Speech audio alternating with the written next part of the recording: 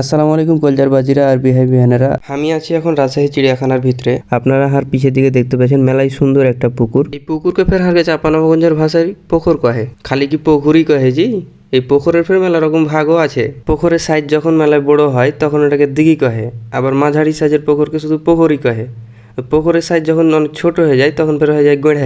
এই গড়ার কথা কইতে যে ছোটবেলার একটা কথা মনে পড়ে আলো। আর পুকুর বানানো পারতুম, পুকুর বানানো পারতুম, কিন্তু গড়া বানান পারতুম না। গড়া বানান যখন পারি না তখন কি করব, একটা নিজের মন মতন গড়া বানান বানিয়ে নিনু। হড়মড়িয়া গড়াতে খালি মাগুরা তেলাপিয়ার মাছ থাকে। আর এখানকার মাছগুলা কত পছন্দ জি, দেখি জি ভরে যাচ্ছে একবারে। আপনারা দেখতে পাচ্ছেন কি সুন্দর লাল কালো রং বেরঙের মাছ এখানে হেলা বেড়াইছে। সবাই বাদাম আর ভুট্টার খই কিনা এখানে ফেলছে, আর মাছগুলা খালি কাহা বাহা করছে খাওয়ার লাগে। এই যে লাল মাছগুলা দেখছেন না, এগুলার মধ্যে ফের একটা করে গাবিয়া বড় বড় গিলাস কাপ মাছটাও আছে।